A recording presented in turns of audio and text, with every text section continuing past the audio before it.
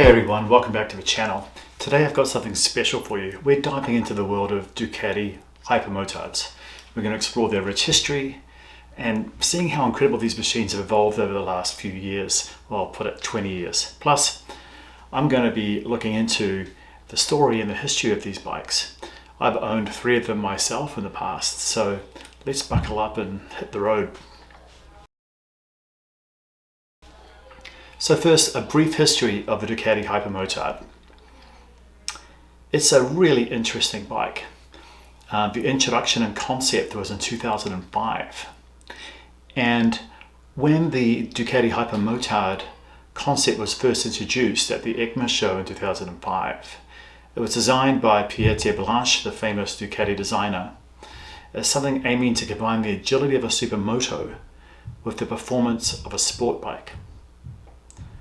So with that, the Hypermotard 1100 and 1100S in 2007 were released.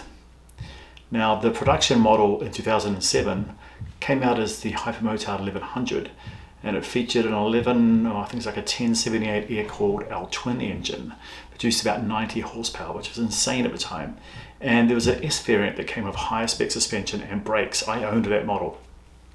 2010, the 796 came out, smaller displacement, and to broaden its appeal, Ducati decided it needed a smaller displacement bike. It was actually powered by an 803 cc engine, made it more accessible and affordable while retaining the aggressive styling and performance. Now, they did Field Circle in 2010 with the 1100 Evo and the Evo SP. Now, the Evo and the Evo SP arrived in 2010 and offered a lighter frame, more power. And the Evo SP featured top-tier components for the first time, like Öhlins suspension, which enhanced its performance.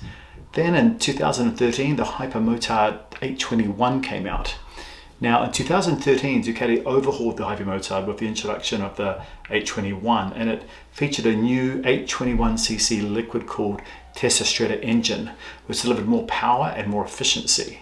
And then along came the Hypermotard 939 and the 939 SP. I owned one of those as well. This 2016 update saw the Hypermotard come equipped with the 937 Testastretta engine, and the 939 and its SP variant continue that tradition of combining supermoto agility with sport bike performance. With the SP model, it boasted enhanced suspension and lightweight components. I love that. I rode it everywhere. So the Hypermotard 950 series, which is the current series, was introduced in 2019. And the 937 engine was revised with a new chassis, was provided improved handling and power delivery, and I'm definitely noticing that on that model. The 950 SP, once again, had Öhlins suspension, forwards wheels, and other premium features. Now my model, the one I ride, is the Hypermotard 950 RVE. It was released in 2020, and it's a special edition that features unique graffiti graphics and some additional rider aids, enhancing both the aesthetics and the performance. So, this is a bike that's evolved and continued to impact riders today. And now, of course, they have the new Supermoto 600 single cylinder, which is crazy, and I need to ride it. So if you want me to ride it, make a comment below. So here she is, my Ducati Hypermotard 939. Oh, it's actually a 950, sorry. Well, they call it 950, but it's a 939 displacement. And the thing I love about it is that with this model, they went back to the original Hypermotard 1100 underslung exhaust, which I love. Love the wheels on it. It's this custom graphics package that was made just for the US. I've owned the original 1100 Hypermotard. I've owned the 950 SP, both amazing. But this one is just more refined now. They've really finally got this bike sorted. So you can see I have my Dynamoto stands here, which are fantastic, to make it so much easier to move the bike around, and all the bikes have those. So yeah, let's go out and take it for a blast. Wow. So the Hyper Motard. It really is a great day to be out. It is one of those motorcycles. I'm actually going to ride back through the city. That, well, not through the city, but I'm not going to take a free ride. I don't know how to describe. It really was a kind of a category creating motorcycle because it's not a supermoto. Ducati just released one of those, a single cylinder. Let's talk a bit more about this the 639 supermoto. This is It's kind of in a league of its own. I mean, these bikes are inspired by, of course, these bikes are inspired by the supermoto, but you could argue it's kind of these Hypermotard, the original vision of it was inspired by a supermoto, but really an urban version. So a high displacement engine, sits a little bit lower than a supermoto does, 6 foot. Now the SP version of this sits higher because it has the Olins, and I've owned the SP version and I really liked it, but that was the old model, the 950 SP. Technically this is a 939 and it's not an SP. This has the stock Marzecchi or Mashoko suspension, but honestly I think it's more than enough, and they've really refined it. It's less angry at low revs than the old one was, and I posed my visor because I'm curious to see. I'm running the Cardo mic integration that it was just released with Insta360 cameras, and I'm also running the new Insta360 X4, which is right in front of me for the first time. So a lot of firsts. Anyway, so it is a total hooligan machine, no doubt. It is very, very, very easy to ride. Very confidence inspiring. And I'm just smiling. I wish the camera could catch my smile right now because it's awesome. Well, a lot of the reviews I've read about the Cardo integration with the Insta360 is that it's almost too good. You can't hear any of the engine sounds, and it might just, you have to adjust the gain or whatever. So we'll have to see how this sounds, if it's too good or not. It might be too good. Yeah, I picked this up used with about 1,000 miles on it. It's one of, I think they made 200 of these for the US only, so it's a limited edition. But like any used bike, even if only 1,000 miles, little things like this mirror's a bit loose, so I need to tighten that up when I get back. There's a couple of little scratches down here on the tank that my good friend Lily at AMC Ducati is replacing for me. AMS Ducati, sorry. Shout out to those guys in Austin, Texas. They are awesome. And they're owned by a Kiwi, Jeff. They're the largest Ducati dealer in the US. All the Ducati dealers are good. I've never had an experience with a bad one. But AMS also have the largest catalogue of parts. So much easier to get parts than anywhere else. Just listen to that. This is the L-twin engine. So this is the same engine that's in the Multistrada V2. And but obviously tuned, very, very differently than the Multistrada V2 is. Tuning. You'll also notice that I'm wearing my, well, I always wear all gear all the time. Today I've got my Guyanese jeans on, which are riding jeans, F1 jeans. I'm wearing the smart jacket, or the smart vest, the air vest. I never leave anywhere without a smart jacket on, or an air vest on these days. And this is a KYT helmet. I love the KYT helmets. They're awesome helmets. I actually have the same helmet for the track. And of course it's Ducati red, so kind of have to wear it. So yeah, it's a very angry bike. You're perched up high, but not too high. I actually felt like the SP was too high for those old ones.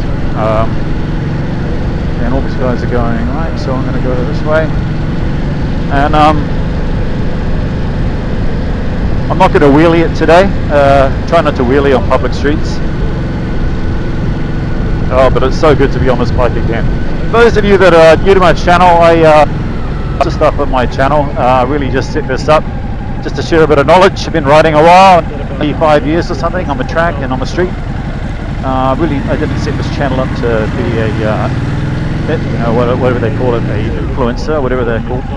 Really just to share my experience, and I talk about all sorts of stuff, riding safely on the street, accessories, motorcycles I'm riding. I interview interesting characters. I've done a couple of interviews now, which have been really popular, and I've got more coming. I also talk a lot about riding safely, and for me, the thing about riding safely is, when I was younger, I really didn't give a shit about riding safely because I thought I was invincible. So I understand that those of you that are watching my channel that are a bit younger than me probably take more risks than you need to, or maybe you don't even think you're taking risks because you're just so new to it that everything feels new and you really haven't developed the experience to identify a risky situation. And to some degree that's okay, because that's just kind of how a lot of us came up. But one of the things that really changed my life was when I read 1988 Keith Coates' book, The Twist of the Wrist. And it's a great book that everyone should read even today. And his school, the California Superbike School, is based on that book. I've done many schools and developed good friendships with all those guys.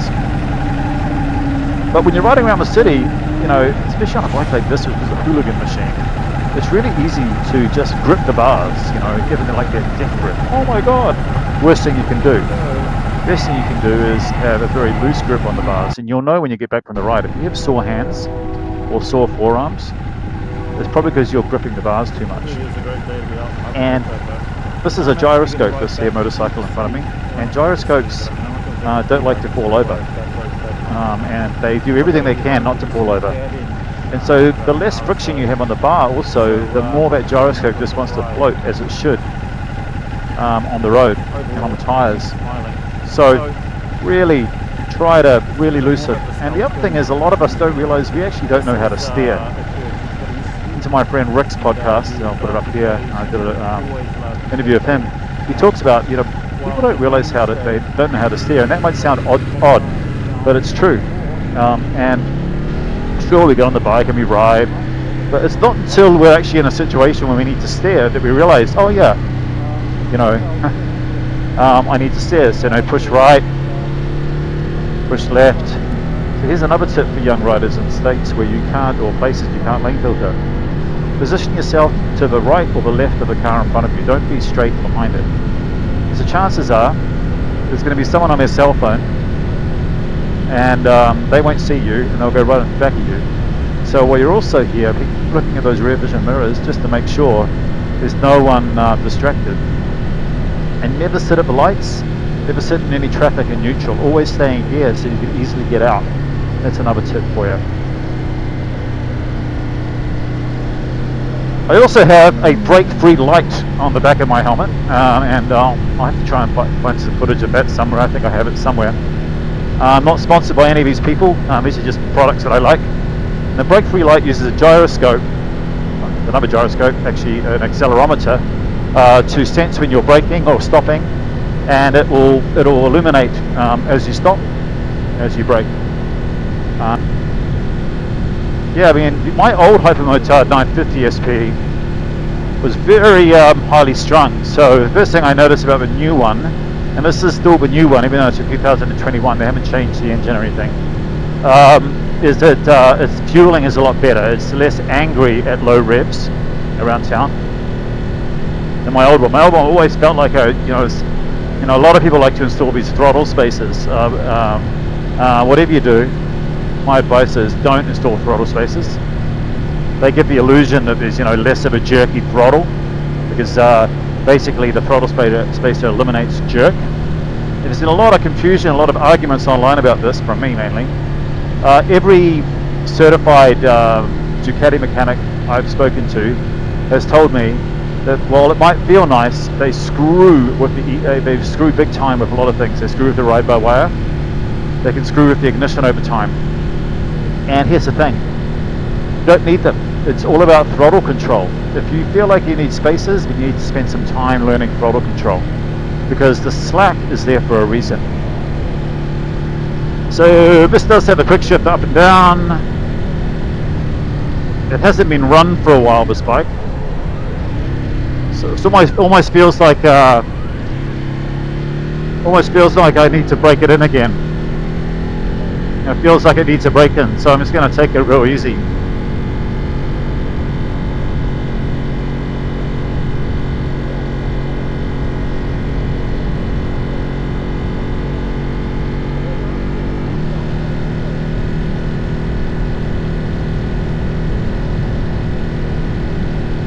Oh yes, so good.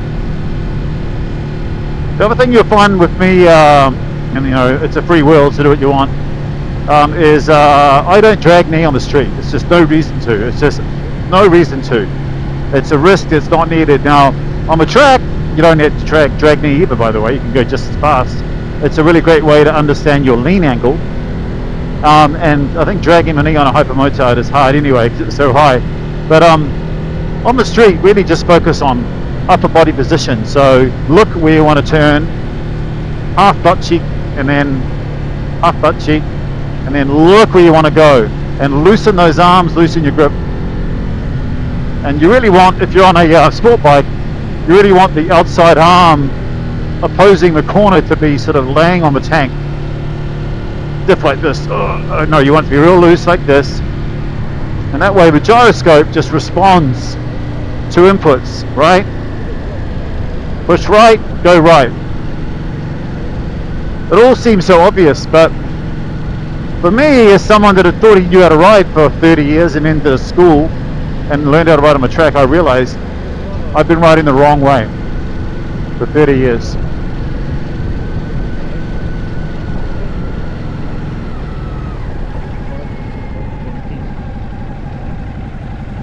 And sometimes it takes that. So yeah, even old guys can learn how to ride.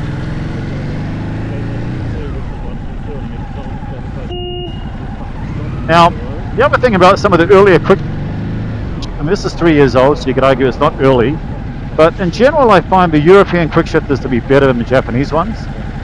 But what's absolutely true of all of them is you have to be very deliberate with them.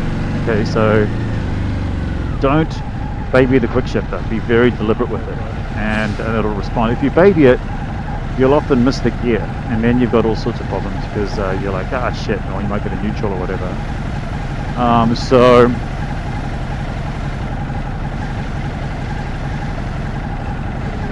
yeah, be very deliberate with it. I remember the first time I used a quick shifter, I had no idea. I was actually doing my California bike school, and I had no idea really what a quick shifter was.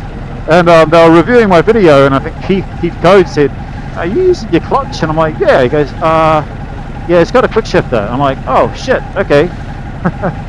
And it's kind of one of those things that, you know, looks fun. It feels funny now when I think back on it.